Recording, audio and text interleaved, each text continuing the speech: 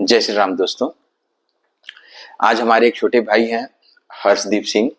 उन्होंने मैसेज किया कि भैया गुरु और शनि के संबंध में कुछ बताइए, इनके दृष्टि संबंध या इनके साथ में बैठने से क्या योग बनते हैं, क्या अच्छे और क्या बुरे योग बनते हैं, इसको समझाइए। उसने कुछ वीडियो भी भेजा रेफरेंस के लिए कि भैया इसमें मुझे कुछ समझ में नहीं आ रहा है। मैं हालांकि कुछ वीडियो को तो देख नहीं पाया, लेकिन आज ही पहला वीडियो मैं रिकॉर्ड कर रहा हूँ किन्हीं ग्रहों के संबंध के विषय में। मैक्सिमम मैं देखता हूँ लोग ज्योतिष का जो ज्ञान आजकल लगभग हर किसी को बेसिक जानकारी तो ज्योतिष की रहती ही है। जनरली चैनल्स वगैरह में, यूट्यूब वगैरह में लोग स्क्रॉल करते हैं, देखते हैं, तो थोड़ा बहुत ज्ञान लोगों को रहता है। अब आप लेकिन इसको एकदम फलादेश के लिए मत माना करिए। हम देखते हैं जैसे लोग सीधा फलादेश फाइनल रिजल्ट के लिए जाते हैं कि किसी ग्रहों के साथ में होने से, साथ में किसी भाव में बैठने से या दृष्टि संबंध होने से क्या योग बन रहे हैं। अच्छी बात है, ये सब चीजों को आप देख रहे हैं, ध्यान दे रहे हैं, लेकिन ना इसके फाइनल रिजल्ट को मत फाइनल माना करिए कि ऐसा होगा करके। इसके पीछे ना साइंस रहता है। साइंस ऐसा कि फॉर एन एग्जाम्पल गुरु ग्रह की जो दृष्टि रहती है, 5वीं दृष्टि रहती है, 7वीं दृष्टि रहती है और 9वीं दृष्टि रहती है। और जनरली गुरु की दृष्टि शुभ फल देती है, लेकिन जो शनि की दृष्टियां हैं वो 3री दृष्टि, 7वीं दृष्टि और 9वीं दृष्टि रहती है। शनि जनरली देखिए, आप इस चीज को ऐसा समझिए कि ना गुरु ग्रह जो है बहुत ही ऑप्टिमिस्टिक ग्रह है और शनि जो है बहुत ही पैसिमिस्टिक ग्रह है। अब गुरु किसी भी चीज के संबंध में, मतलब गुरु एक प्रकार से सौभाग्य है, आशीर्वाद है। ये जहां कहीं भी बैठ जाते हैं वहां के पॉजिटिविटी को बहुत ज्यादा बढ़ा देते हैं, और जहां भी इनकी दृष्टि रहती है वहां भी ये रिजल्ट बहुत अच्छा देते हैं। ऐसा हम जनरली जानते ही हैं। लेकिन ये समझिए इसके नेगेटिव प्रभाव भी बहुत खतरनाक रहते हैं। आप अगर ये मान के चल रहे हैं कि अगर मेरा गुरु की प्लेसमेंट बहुत अच्छी है तो ये अच्छा ही रिजल्ट देंगे, ऐसा नहीं रहता। इसके साथ साथ ना आपके कर्म भी बहुत मायने रखते हैं। आप इसके सीधे फल को देखते हैं। आप ये समझिए गुरु की जो 3 दृष्टियां हैं और जहां पर गुरु खुद बैठे हुए हैं, इन भावों के संबंध में, इन राशियों के संबंध में आपको थोड़ा साइंटिफिक वे में सोचना पड़ेगा। क्यों साइंटिफिक वे में सोचना पड़ेगा कि ना, जैसे किसी के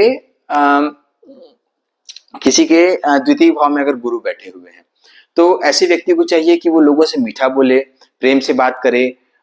ऐसे लोगों के जबान में सरस्वती का वास होता है, ये जो भी बोलते हैं वैसा होता है। लेकिन इसके लिए शर्त ये रहती है कि ना आपकी जबान बहुत मीठी रहनी चाहिए। लोगों को आप भोजन कराइए। मतलब मैं तो ऐसा बोलता हूँ कि ऐसे लोगों को चाहिए कि ना समय समय पर, और जितना ज्यादा अगर आप कमा रहे हैं उतना ही ज्यादा आप लोगों का पेट भरने के लिए मेहनत करिए। ये समझिए कि पुराने जमाने के लोग ढूंढते थे पहले कि हमारे यहाँ कोई अतिथि आ जाए तो हम उसको भोजन करा के भेजें, पकड़ के लाते थे लोगों को भोजन कराने के लिए। तो ऐसा स्वभाव आपको बना लेना है अगर आपका द्वितीय भाव में एक गुरु है। तो अगर महिलाओं की द्वितीय भाव में गुरु है तो इससे अच्छा तो कुछ हो ही नहीं सकता, खासकर इंडिया जैसे कंट्री में, भारत जैसे देश में, क्योंकि यहाँ पर रसोई तो घर की महिलाएं ही बनाती हैं। तो ये ऐसा चाहिए कि अगर ये महिला जिनके 2nd भाव में गुरु है वो यदि रोज रसोई में खाना बना रही है, परिवार के लोगों को खिला रही है, तो उससे अच्छा तो उसका कुछ काम हो ही नहीं सकता इस दुनिया में। क्योंकि ना ये जो रिजल्ट देंगे ना, इस रिजल्ट को शायद आप कल्पना भी नहीं करेंगे। आप इसको प्रैक्टिकली अप्लाई करके देखिए। अगर किसी महिला के कुंडली में द्वितीय भाव में गुरु है, आपके संपर्क में, आपके परिवार में किसी के भी कुंडली में द्वितीय भाव में गुरु है, आप ये पाएंगे अगर वो महिला, जैसे किसी के घर में कंबाइंड फैमिली है, 8-10 महिलाएं हैं, है ना, इसमें से किसी न किसी की कुंडली में अगर 2nd भाव में गुरु बैठे हैं, आप ये बोलिए कि वो महिला रसोई बनाना चालू कर दे, लोगों को खिलाना चालू कर दे, परोसना चालू कर दे। आप ये पाएंगे कि उनकी कुंडली में इतना पॉजिटिव रिजल्ट देने लग जाएंगे गुरु कि वो जीवन में कभी कल्पना नहीं की होगी। ये मैं ऐसा रिजल्ट मैं अपनी आंखों में से देखा हुआ हूं, उस चीज को मैं बता रहा हूं कि अगर ये लोगों को खिलाना चालू कर दें, लोगों को तृप्त करना चालू कर दें भोजन से, अपने वाणी से, तो इनके पास कई 100 करोड़ कई 1000 करोड़ की संपत्तियां हो जाती हैं। कुछ नहीं कर रही है, ये सिर्फ घर में है और घर अच्छे से संभाल रही हैं और भोजन कराने के पीछे लोगों के काम कर रही हैं, लोगों को तृप्त कर रही हैं, मीठा बोल रही हैं। जनरली ऐसे लोग बहुत अच्छे ज्योतिष भी होते हैं। और ये समझिए कि ऐसे लोगों को तो मैं तो यही सलाह देता हूं कि आप कभी भी किसी के लिए गलत मत बोलिए, क्योंकि आपको बोला हुआ सच हो ही जाएगा। लेकिन अब होता क्या है, ये तो एक पक्ष हो गया, आपने इस चीज को इस ढंग से समझ लिया। लेकिन ये समझिए, अगर आप ऐसा काम नहीं कर रहे हैं, अगर आप मीठी वाणी नहीं बोल रहे हैं और आप, क्योंकि सेकंड भाव है कुटुंब का घर, उस कुटुंब के भाव में गुरु बैठे हैं और अपने परिवार के पीछे आप मेहनत नहीं कर रहे हैं, परिवार को अपना समय नहीं दे रहे हैं, चाहे महिला हो चाहे पुरुष हो, आप जो कुछ भी कमा रहे हैं उसका खर्च परिवार के ऊपर नहीं कर रहे हैं, तो फिर आपका वो इनकम ज्यादा दिन का नहीं रहेगा, वो बल्कि जाते रहेगा, उसका कई गुना वो लेके चले जाएगा। ये नेगेटिव एस्पेक्ट है। ये मत मानिए कि गुरु है तो बहुत अच्छा ही रिजल्ट देगा। मैं कई बाकी सब ज्योतिषों को भी मैं बोलूंगा, भाई जितने भी एस्ट्रोलॉजर वगैरह हैं वो सब भी ध्यान दीजिए, आप इसको अप्लाई करके देखिएगा, आप निश्चित रूप से रिजल्ट पाएंगे। मैं जैसा बोल रहा हूं वो उस ढंग से रिजल्ट आपको देखने के लिए मिल जाएगा। अब यहाँ पर बैठ के गुरु की दृष्टि पड़ेगी 6वें भाव में, अष्टम भाव में और 10th भाव में। तो यहाँ पर भले ही अगर सेकंड भाव में बैठे हुए हैं गुरु, आपका आचरण उस भाव अनुरूप है तो उससे अच्छा फिर कुछ आपकी कुंडली में हो ही नहीं सकता। लेकिन अगर ये चीज आपने पॉजिटिवली एक्टिवेट नहीं किया, अगर इसको नेगेटिवली एक्टिवेट कर लिया, तो यही गुरु आपके रोग ऋण और शत्रु को इतना ज्यादा बढ़ा देंगे कि आप कल्पना नहीं कर सकते। ये जेल की तक यात्रा करवा देते हैं, क्योंकि उनकी अष्टम भाव में सप्तम दृष्टि रहती है और दसम भाव में वो काम बहुत अच्छा कराते हैं, लेकिन आप कार्य क्षेत्र में भी बहुत ज्यादा गलतियां करेंगे, किसी न किसी दिक्कत में पड़े रहेंगे अगर आप पॉजिटिवली एक्टिवेट नहीं करेंगे गुरु को सेकंड भाव के, तो है ना। अब ये तो मैंने आपको समझाया सेकंड भाव के संबंध में। ऐसा आप किसी भी भाव में बैठा के देख लीजिए गुरु को। आपका अगर चतुर्थ भाव में बैठे हुए हैं गुरु, आपने अपनी माता से अच्छे संबंध नहीं रखे, माता तुल्य जो भी व्यक्ति आपके जीवन में है उनसे अगर आपने अच्छे संबंध नहीं रखे, तो गुरु आपको पॉजिटिव रिजल्ट नहीं देगा। यह फाइनल मान के चलिए, गुरु बिल्कुल भी पॉजिटिव रिजल्ट नहीं देगा। माता की सेवा आपको करना ही पड़ेगा। अगर आपकी माता नहीं है तो वृद्धाश्रम में जाके आपको वृद्धाओं की सेवा करनी पड़ेगी। आपके परिवार में जो कोई भी माताएं हैं उनकी आपको जाके सेवा करनी पड़ेगी। समझ रहे हैं आप मेरी बात को? गुरु जहां कहीं पर भी बैठता है उस भाव से संबंधित आपको पॉजिटिव कर्म करने पड़ेंगे।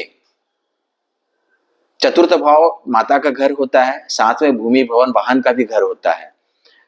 आपके पास भूमि भवन वाहन बहुत रहेंगे क्योंकि गुरु ग्रह यहाँ पर बैठे हुए हैं। ऐसा आपको जनरली ज्योतिष बोलने के लिए मिलेंगे, उसके बावजूद आपके पास नहीं है। बहुत लोगों का ये शिकायत होगा कि भाई मेरी कुंडली देख के तो लोग बोलते हैं कितना अच्छा रिजल्ट देगा, लेकिन दे क्यों नहीं रहा है? वो इसीलिए अच्छा रिजल्ट नहीं दे रहा है क्योंकि वहां पर उस भाव से संबंधित पॉजिटिव एक्टिविटी दान पुण्य आप कर ही नहीं रहे हैं। आपको सिर्फ चाहिए रिजल्ट। ऐसा नहीं होता, कुछ करना पड़ता है, उसी के बदले कुछ मिलता है। लग्न का गुरु मैं आपको ऐसे बहुत सारे दिखा दूंगा, मेरे क्लाइंट भी हैं। वो बेचारे एग्जाम पे एग्जाम दिए जा रहे हैं, उनके एग्जाम निकल नहीं रहा है। किसी चीज की कमी नहीं है, ये बता दूं आपको मैं। ना संपत्ति की कमी है, ना रोग ऋण है आदि है, किसी भी प्रकार का कोई दिक्कत नहीं है उनके जीवन में। सिर्फ पढ़ाई कर रहे हैं, एग्जाम निकाल भी लेंगे तो भी ठीक, नहीं निकालेंगे तो भी ठीक। उनके पास संपत्ति बहुत है लेकिन फिर भी उनका एग्जाम नहीं निकल रहा है। वो कितनों ही ज्योतिषों को वो दिखा चुके हैं, उनका कहना है कि लग्न में मेरा गुरु है लेकिन मेरे को रिजल्ट अच्छा नहीं मिल रहा। लोग यहां तक उनको बोल के रखे हुए कि लग्न का आपका गुरु कई लाख दोषों को खत्म कर देता है कुंडली के। अब एक बात बताइए, ये बात मैं मानता हूं सही बोल रहे हैं, लेकिन ये रिजल्ट तभी देगा जब आप उस भाव से संबंधित अच्छे कर्म करेंगे। गुरु अगर आपका लग्न में बैठा है, क्या आप सूर्योदय से पहले उठ के ब्रह्म मुहूर्त में उठ के नहा धो के क्या रोज मंदिर जाते हैं? मंदिर जाके सेवा देते हैं, जप आदि करते हैं? हाँ, जब से बात याद आया, सेकंड भाव का मैंने जो भी आपको बताया, सेकंड भाव के व्यक्ति को मैं एक ही चीज बोलता हूं, सेकंड भाव का अगर गुरु है तो जितना ज्यादा से ज्यादा हो सके आप नाम जप करिए, भगवान नाम जप आप करिए। आपके जैसा भाग्यशाली इस दुनिया में कोई भी नहीं होगा अगर आप आपको मौका मिला है, अगर सेकंड भाव के गुरु आपकी कुंडली में बैठे हुए हैं, द्वितीय भाव में गुरु बैठे हुए हैं, जितना ज्यादा आप इसका फायदा उठा सकते हैं उठा लीजिए। ये मौका दोबारा नहीं मिलेगा। हर जन्म में आपको इतने अच्छे योग नहीं देखने के लिए मिलेंगे। कुछ मत करिए, भूल जाइए दुनियादारी को, अपना परिवार संभालिए और नाम जप करिए। आपसे अच्छा जीवन इस दुनिया में किसी का हो ही नहीं सकता। अब ये तो होगी गुरु के एक एस्पेक्ट को मैंने बताया। अब आते हैं हम शनि पे। क्योंकि आज हम ये वीडियो बना रहे हैं गुरु और शनि के योग के संबंध में, तो होता क्या है कि शनि की अब जो दृष्टियां होती हैं वो तीसरी, सातवीं और नौवीं होती है। अब यही आप मान लीजिए कि आपके शनि बैठे हैं लग्न में। आपको मालूम है बेसिक सा एक प्रिडिक्शन लोग जो बोलते हैं कि बेटा लग्न में तुम्हारा शनि है, बहुत ज्यादा तुमको संघर्ष करना पड़ेगा जीवन में। इसके पीछे का कारण बताए हैं कभी? कुछ ही होते हैं जिसके कारण को समझाते हैं। आप समझिए इसको। होता क्या है, शनि जब अपनी तीसरी दृष्टि से देखते हैं आपके पराक्रम भाव को, तो आपको अपने जीवन में इतना ज्यादा पराक्रम करना पड़ता है, इतनी ज्यादा मेहनत करनी पड़ती है कि जो चीज लोगों को 2 महीने में मिल जाती है परिश्रम करने से, वो आपको 2 साल लग जाते हैं मिलने के लिए। जो चीज व्यक्ति 5 साल में 5 महीने में जिस चीज को आसानी से हासिल कर सकता है, उसको आपको हासिल करने में लग जाते हैं 5 साल। अब इसको आप ये ना, भगवान आपकी परीक्षा ले रहे हैं यहाँ पर। लग्न का अगर आपका शनि है, भगवान आपकी परीक्षा ले रहे हैं। लग्न का शनि व्यक्ति को राजा भी बनाता है, लेकिन राजा कब बनाता है? जब वो ग्रह जैसा मांग रहे हैं आपसे बर्ताव, वैसा बर्ताव अगर आप कर रहे हैं, पॉजिटिवली एक्टिवेट कर रहे हैं अपने ग्रह को, तभी वो रिजल्ट देगा। समझ में आई बात आपको? तो ये दृष्टि को देखना बहुत जरूरी है। अब रही बात, हम यहाँ पर गुरु और शनि के संबंध के विषय में समझ रहे हैं, तो आप ये देखिए कि जब हम कुंडली देखते हैं तो लग्न जो होता है वो हम खुद होते हैं, हमारी आत्मा होती है लग्न। जब हम जन्म लेते हैं, जन्म के समय जो भी भाव हमारे लग्न में बनता है, उस चीज को वो हम खुद हैं। और जिस जो भी राशि बन रही है, वो राशि जो है ना, समझिए हम पिछले जन्म के हमारे जो कर्म हैं उसके अनुरूप हमको यहाँ पर जीवन भोगने के लिए जो मिला हुआ है, वो उसका रिजल्ट है वो लग्न। सेकंड भाव हम जाते हैं। सेकंड भाव अभी जैसे मैंने बताया, वाणी का, कुटुंब का, भोजन का, हमारे मुंह का है, हमारे नाम जप का है ना। इसके बाद हम आगे बढ़ते हैं। तृतीय भाव ये हमारे पराक्रम का होता है। तृतीय भाव हमारे इमोशंस का होता है। और उसके बाद चतुर्थ भाव होता है हमारे माता का, प्रेम का। प्रेम हम कहाँ से सीखते हैं? अपनी माँ से सीखते हैं। पंचम भाव भी जो क्या होता है? प्रेम का होता है। ये जो भाव होता है, ये सभी भाव आपस में लिंक्ड है। ये एक सर्किल है। ये सर्किल मैंने आपको पहले भी वीडियो में जैसे समझाया है। प्रथम भाव हम खुद हैं, द्वितीय भाव हमारा कुटुंब है, तृतीय भाव हमारा पराक्रम है, हमारे एक्शंस है, हम क्या एक्शन ले रहे हैं किसी भी चीज को करने के लिए। चतुर्थ भाव जो है वो हमारी माँ का है। पंचम भाव प्रेम का है, हमारे स्कूली शिक्षा का है। हम जब स्कूल जाना चालू करते हैं, प्राइमरी स्कूल हम अपना व्यतीत करते हैं, यहाँ पर हमारे जो मित्र बनते हैं, नर्सरी, KG1, KG2, क्लास 1, 2, 3, 4, 5, ये सब जब हम आगे बढ़ रहे हैं ना जीवन में, हम दोस्ती सीखते हैं, यहाँ पर प्रेम सीखते हैं। भाई बच्चा पहले दिन स्कूल जाके किसी से लड़ाई झगड़ा मारपीट नहीं करता है। वो जाता है, उसको सब अपने बराबर बच्चों को देख के अंदर से उसके प्रेम निकलता है, उसको अच्छा लगता है, उसको खुशी अनुभव होता है कि भाई इतने सारे बच्चों के बीच में मैं आया हूं करके। उनके साथ खेलता कूदता है, धीरे धीरे अपना ये समय व्यतीत करता है, अपने जीवन को व्यतीत करता है अपने दोस्तों के साथ। रोज स्कूल जा रहा है। इतना ज्यादा वो अपने कजन्स के साथ भी समय व्यतीत नहीं करता है जितना अच्छा समय वो अपने स्कूल में दोस्तों के साथ करता है। बड़े होते जाता है, अपना प्राइमरी, सेकेंडरी, हायर स्कूल सब पार करता है। तो इसके बाद समझिए ये जो स्कूल का फेज है ना, जो पंचम भाव से हम प्रेम सीखते हैं, उसके बाद फिर अगला भाव आता है छठवां भाव। छठवें भाव में हम रोग, ऋण, शत्रु। आप पहले से पंचम भाव में जैसा भी अपना जीवन जिए हैं, जैसा अपना बर्ताव रखे हैं, उसके अनुरूप ही आपको यहाँ पर रोग, ऋण और शत्रु मिलते हैं। आप देखिए जब हमको प्रेम होता है उसके बाद ना हमको शत्रुता होती है किसी से। सीधा आदमी बिना प्रेम को सीखे व्यक्ति शत्रुता नहीं सीख सकता। तो प्रेम के बाद फिर व्यक्ति आता है शत्रुता में, ऋण में, रोग में। हमारे कर्म ही हमको रोग देते हैं, हम जैसा कर्म किए रहते हैं उसी अनुरूप हमको रोग मिलते हैं। उसके बाद फिर अब ये सब फेज को पार करने के बाद जो अगला फेज आता है, इसमें व्यक्ति फिल्टर करता है सातवें भाव में।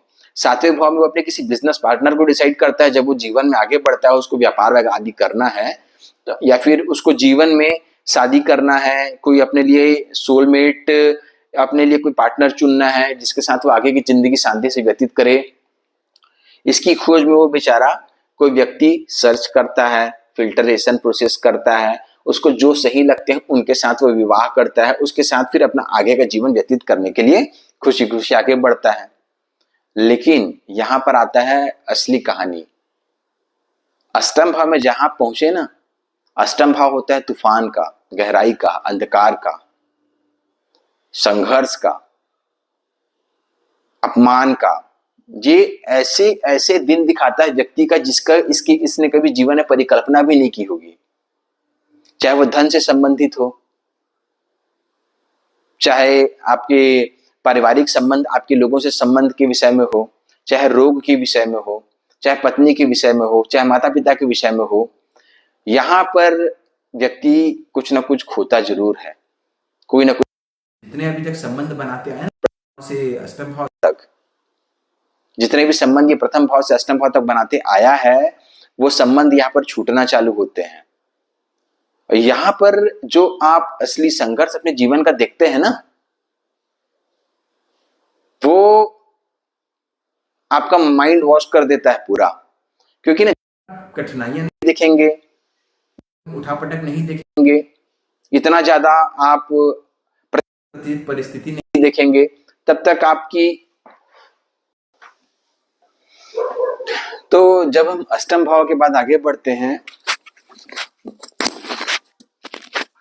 जब हम अष्टम भाव से फिर आगे बढ़ते हैं नववें भाव की तरफ। अब ये देखिए यहाँ पर जो 9, 10, 11 और 12वें भाव हैं, ये रूल करते हैं गुरु और शनि।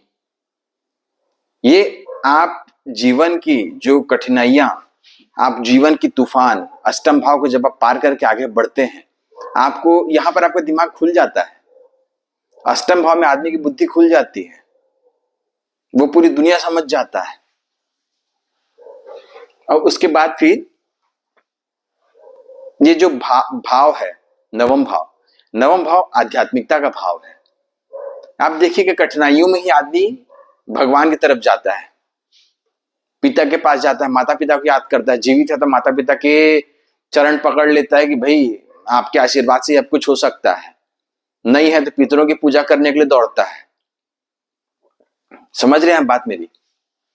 आध्यात्म की तरफ झुकाव, क्योंकि जीवन की जो परेशानियां वो झेला है अष्टम भाव में, उन सब से बचने का उसका रास्ता बस आध्यात्म दिखता है। व्यक्ति, आप किसी के भी जीवन में देख लीजिए, व्यक्ति आध्यात्म की तरफ उसका झुकाव तभी होता है जब वो जीवन में कठिनाइयों को देख लेता है, मुश्किलों को देख लेता है, मृत्यु तुल्य कष्ट को देखता है, तब वो भगवान के करीब पहुंचता है। आप सुखी जीवन में कभी भी आप देखेंगे नहीं भगवान नाम जब कोई कर रहा है, भगवान को याद कर रहा है, मंदिर जा रहा है, लोगों को भगवान, मतलब लोगों के अंदर में जो भगवान उनको तृप्त कर रहा है।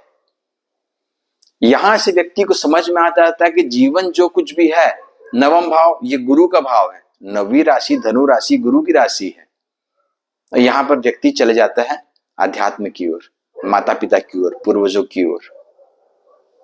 इसके बाद फिर समझ में आता है व्यक्ति को कि असली खेल तो मेरा जो है वो कर्म है। वो फिर सब सारे इमोशंस व्यक्ति के मर जाते हैं।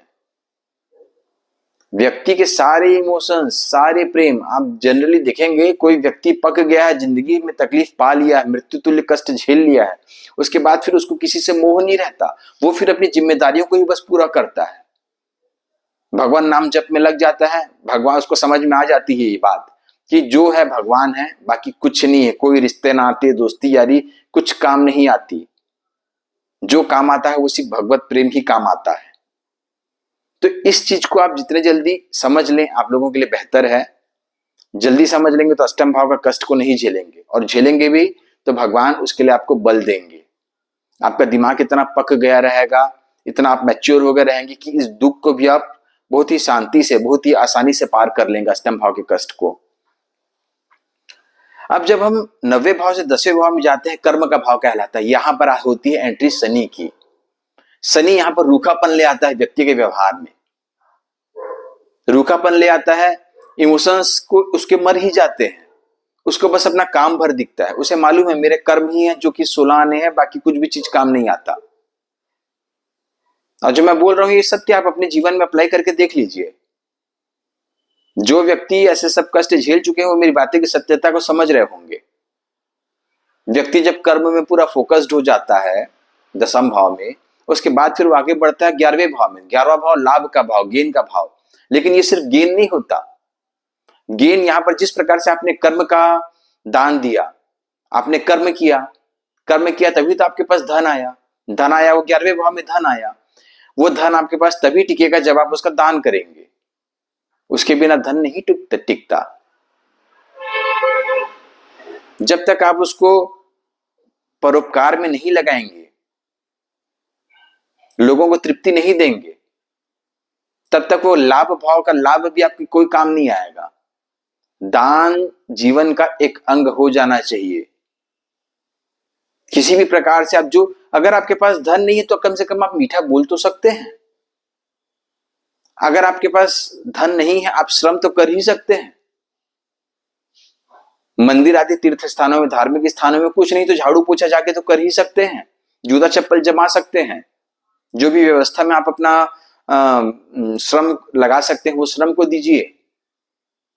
जिस सभी भाव के लिए बोल रहा हूं, अलग अलग भाव के अलग अलग कारक तत्व रहते हैं, उसके अनुरूप आपको काम करना पड़ेगा। जब तक आप ऐसा नहीं करेंगे वो भाव भी आपको, क्योंकि सिर्फ व्यक्ति देने के लिए नहीं बैठे हैं, भाव ग्रह नक्षत्र ये सिर्फ देने के लिए नहीं बैठे हैं। आप जब कुछ देंगे तभी आपको रिटर्न में उसके कुछ मिलेगा। तब उसके बाद फिर 11वें भाव के बाद जब हम आगे आखिरी पहुंचते हैं 12वां भाव मुक्ति का, यहां व्यक्ति को मुक्ति मिलती है। अब वो शांति मिलती है कि फिर से एक जीवन चक्र में मोक्ष का भाव बोलते हैं। मोक्ष वो तब मिलता है, मोक्ष जब आपके कर्म अच्छे होते हैं। ये जो जीवन चक्र आपने पूरे इस कुंडली रूपी एक स्थिति में आपने समझा, प्रथम भाव से लेकर आप 11वें भाव तक आए, जीवन में आपने कितने लोग आपके जीवन में आए, आपने सबसे संबंध बनाए, कुछ लोगों को अलग किए, कुछ को अपने साथ जोड़ के अपने जीवन यात्रा को आगे बढ़ाई, आपने जीवन के कष्ट तकलीफें आदि को झेला, आपने भक्ति पूर्वक भगवान किया, पूजा अर्चना की, परमार्थ सेवा वगैरह की। उसके बाद फिर आप कर्म में लगे रहे, जीवन भर फिर खूब कर्म किए कि क्योंकि कर्म आदमी इसलिए करता है कि अपनी जिम्मेदारियों को पूरा करने के लिए। आप अपनी जिम्मेदारी पूरा किए, अपना जो कुछ भी पैसा जोड़े हैं उस पैसे को बराबर दान किए, उसके बाद फिर आप मुक्ति के लिए या फिर दोबारा इस सर्किल में आने के लिए, ये चक्र फिर से चालू होगा। आपकी मृत्यु के पश्चात फिर से जन्म लेना पड़ेगा। अगर मोक्ष प्राप्ति करना है तो मोक्ष प्राप्ति के लिए आपको कर्म अच्छे करने हैं, तब आपको मोक्ष प्राप्ति होगी।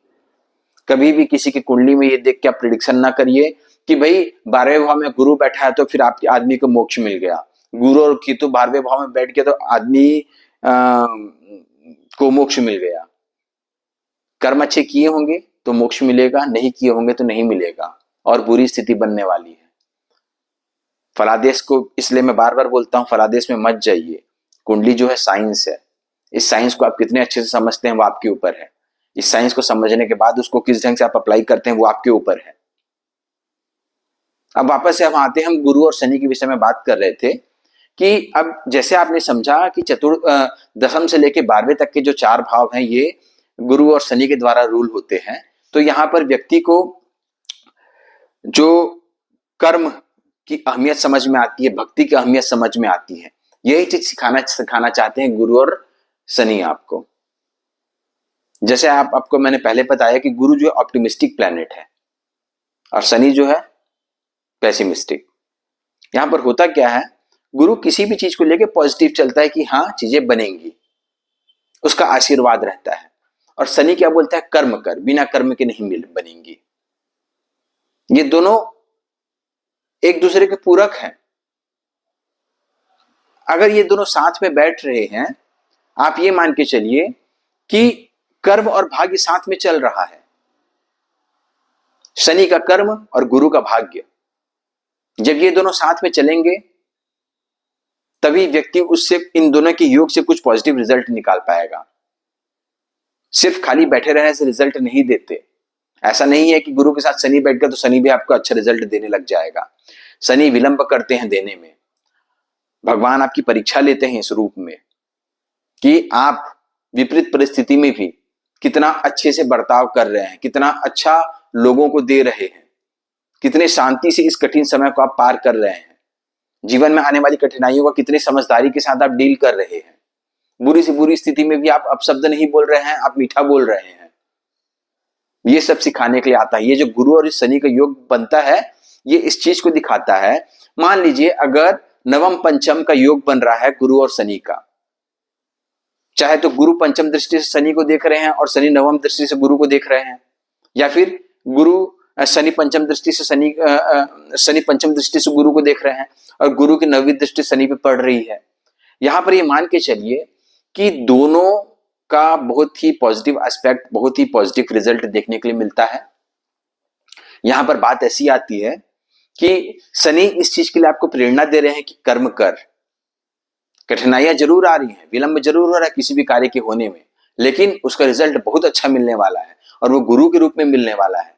सोचिए कितने भाग्यवान हैं आप कि जो आपको गुरु और शनि का साथ में योग मिल रहा है अपनी कुंडली में। क्यों? क्योंकि कर्म के साथ साथ भाग्य भी आपका साथ दे रहा है। इस बात की गहराई को सोचिए, समझिए। हर किसी की कुंडली में इतने पॉजिटिव योग नहीं बनते कि व्यक्ति कर्म करते रह जाता है, लेकिन फल मिलने के लिए उसको, मतलब फल के लिए उसको निराशा का ही सामना करना पड़ता है। लेकिन अगर गुरु है, गुरु की दृष्टि है शनि पर, शनि की दृष्टि है गुरु पर, इनके डिपॉजिटर को भी आप देखिए कि अगर शनि जिस राशि में बैठे हैं उसके मालिक कहां पर बैठे हैं, वो कैसा इसका रिजल्ट दे रहे हैं। गुरु जिस राशि में बैठे हैं उसके मालिक कहां पर बैठे हैं, वो इसमें किस ढंग से रिजल्ट दे रहे हैं।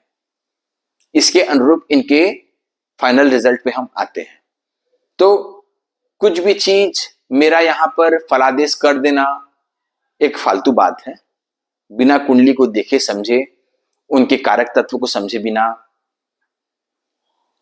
क्या होता है किसी भी भाव का, अगर हम काल पुरुष की कुंडली में भाव को देखेंगे, प्रथम भाव होता है मेष लग्न। मेष लग्न का मालिक मंगल। अब यहां पर मंगल, सूर्य, ये सब ग्रह कारक होते हैं। यहां पर अगर कोई दूसरी राशि बन रही है, इसके कोई मित्र वहां पर बैठ रहे हैं, मित्र ग्रह ही कहलाते हैं वो। तो ऐसा सभी भाव में देखना पड़ता है और उसके अनुरूप हम किसी फाइनल रिजल्ट में आते हैं। इसलिए मैंने साइंटिफिक रीजन आपको बस यहां पर समझाने की कोशिश की है कि किस प्रकार से गुरु और शनि रिजल्ट देते हैं। इसका सिंपल सा उदाहरण ये है कि गुरु और शनि भाग्य और कर्म का मेल है। आपके रिजल्ट आपको मिलेंगे, भले विलंब से मिलेंगे, लेकिन मिलेंगे जरूर। आप बस अपने कर्म में फोकस करिए। ठीक? जय श्री राम।